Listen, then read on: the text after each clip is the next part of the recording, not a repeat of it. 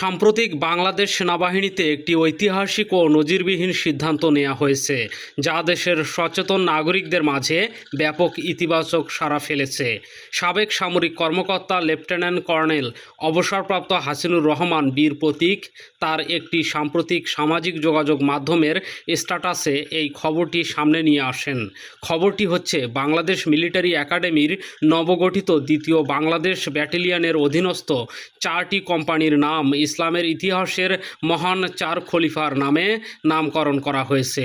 কোম্পানিগুলো হলো হজরত আবু বক্কর কোম্পানি, হজরত ওমর কোম্পানি, হজরত ওসমান কোম্পানি, হজরত আলী কোম্পানি।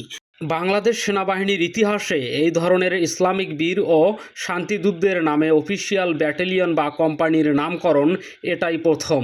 গত 18 জুন চট্টগ্রামের ভাড়াটিয়াতে আনুষ্ঠানিকভাবে এই দ্বিতীয় বাংলাদেশ ব্যাটালিয়নের উদ্বোধন করেন সেনাবাহিনীর প্রধান জেনারেল ওয়াকারুজ্জামান।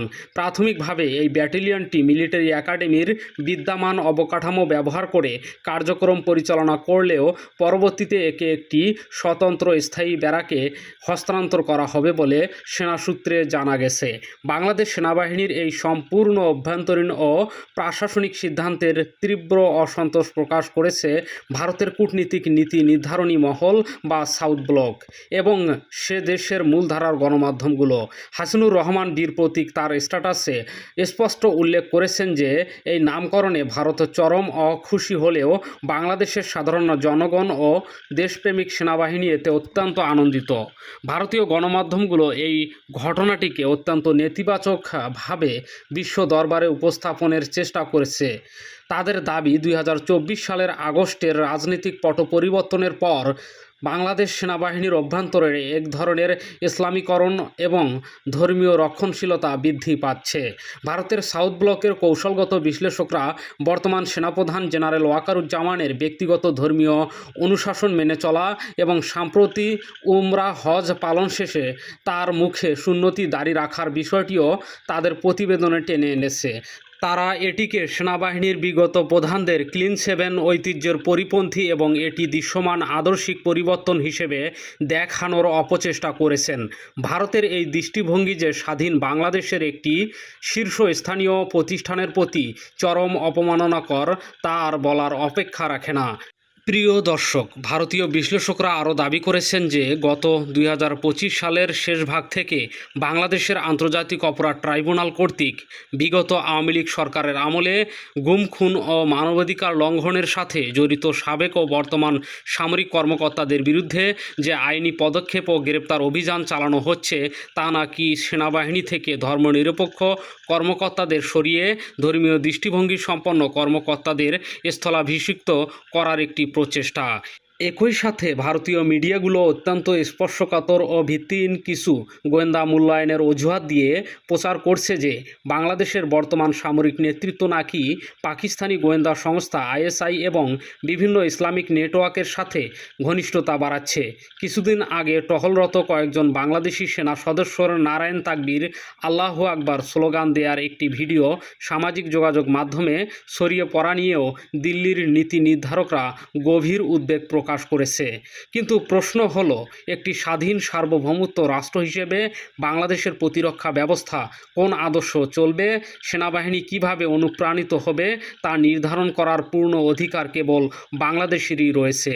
ভারত বা পাকিস্তান এতে অসন্তুষ্ট বা সন্তুষ্ট হলো কিনা তা নিয়ে বাংলাদেশের মাথা ঘামানোর কোনো প্রয়োজন নেই। দর্শক, 2024 সালের গণ অভ্যুত্থানের পর থেকেই ভারতের সাথে বাংলাদেশের দ্বিপাক্ষিক সম্পর্কের এক ধরনের টানাপোড়েন চলছে, যা সরাসরি প্রভাব দেখা যাচ্ছে আমাদের সীমান্তে। পশ্চিমবঙ্গের বিজেপির নেতৃত্বাধীন বা বিরোধী দলীয় বিভিন্ন নেতা, বিশেষ করে শুভেন্দু অধিকারী, প্রকাশ্যেই হুঙ্কার দিয়ে বলেছেন যে তারা ইতিমধ্যে প্রায় 10,000 বাংলাভাষী মানুষকে অবৈধ নাগরিকের তকমা দিয়ে পুশ ইন করেছেন এবং আরও 1800 মানুষ প্রক্রিয়াধীন আছেন।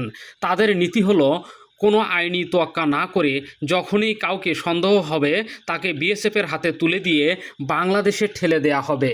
আন্তর্জাতিক আইন অনুযায়ী এই পুশিন প্রক্রিয়াটি সম্পূর্ণ বেআইনি ও অমানবিক। কোনো ব্যক্তি যদি সত্যিই অবৈধ অনুপ্রবেশকারী হয়ে থাকেন তবে তাকে গ্রেপ্তার করে আদালতে সোপর্দ করে এবং দুই দেশের কূটনীতিক প্রত্যর্পণ চুক্তি অনুযায়ী ফেরত পাঠাতে হবে। কিন্তু বিএসএফ 24 থেকে 72 ঘন্টা পর্যন্ত নিরীহ মানুষকে খোলা আকাশের নিচে সীমান্তে আটকে রেখে বাংলাদেশে পুশিন করার অপচেষ্টা চালাচ্ছে।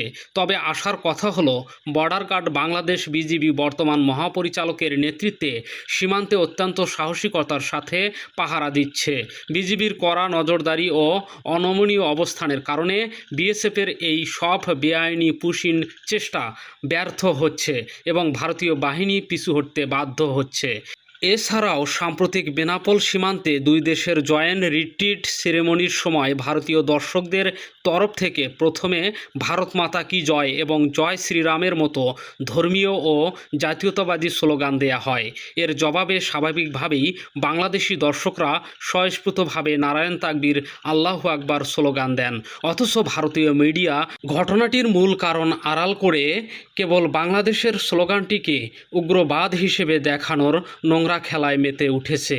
ভারতের সেনাবাহিনীতে তাদের নিজস্ব ধর্মীয় বীর ও ঐতিহাসিক চরিত্রদের নামে অসংখ্য রেজিমেন্ট ও ব্যাটালিয়নের নাম রয়েছে, যা নিয়ে বাংলাদেশের পক্ষ থেকে কখনো কোনো প্রশ্ন তোলা হয়নি।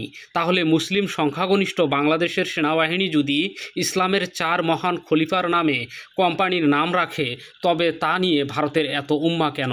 4 খলিফা হজরত আবু বক্কর, হজরত ওমর, হজরত উসমান এবং হজরত আলী রাদিয়াল্লাহু তাআলা আনহু কেবল ইসলামের নেতাই ছিলেন না, বরং তারা ছিলেন মানব ইতিহাসের সর্বশ্রেষ্ঠ ন্যায়বিচারক এবং মজলুমদের আশ্রয়স্থল। তাদের শাসনামলে আরবের অন্য ধর্মের নাগরিকরাও সর্বোচ্চ নিরাপত্তা এবং ধর্মীয় স্বাধীনতা ভোগ করেছিলেন। সুতরাং তাদের নামে নামকরণ করা মানেই বৈষম্যহীন ও ন্যায়ভিত্তিক সমাজ গঠনের আদর্শকে ধারণ করা। বাংলাদেশ কোনো দিনেই সংখ্যাগুরু বা সংখ্যালঘুর বিভাজনে বিশ্বাস করে না। এদেশের মাটিতে হিন্দু, মুসলিম, বৌদ্ধ, খ্রিস্টান প্রত্যেকেই সমান নাগরিক অধিকার ভোগ করেছেন এবং ভবিষ্যতেও করবেন। সাময়িক কিছু বিচ্ছিন্ন ঘটনা বাদ দিলে এদেশের মূল শক্তি হলো পারস্পরিক ধর্মীয় সহিষ্ণুতা। বাংলাদেশ সেনাবাহিনীর এই যুগান্তকারী সিদ্ধান্ত তাদের পেশাদারিত্ব ও নৈতিক মূল্যবোধকে আরও দৃঢ় করবে। স্বাধীন কূটনীতির মাধ্যমে বাংলাদেশ আজ তুরস্ক, মালয়েশিয়া, চীন ও আমেরিকার সাথে সমমর্যাদার সম্পর্ক গড়েছে, যা আমাদের নতজানু পররাষ্ট্রনীতি থেকে বেরিয়ে আসার স্পষ্ট ইঙ্গিত। প্রিয় দর্শক, আজ এ পর্যন্তই। দেশের সার্বভৌমত্ব রক্ষা ও সেনাবাহিনীর এই স্বাধীন পদক্ষেপের পাশে বুক চিতিয়ে দাঁড়িয়ে থাকবে 17 কোটি জনতা। এটাই আমাদের প্রত্যাশা। কমেন্ট বক্সে আপনার মূল্যবান ও সুচিন্তিত মতামত জানিয়ে দিন। আজই এই চ্যানেলে নতুন হয়ে থাকলে চ্যানেলটি সাবস্ক্রাইব করার অনুরোধ রইল। দেখা হবে পরবর্তীতে। সবাই ভালো থাকবেন, সুস্থ থাকবেন। আল্লাহ হাফেজ।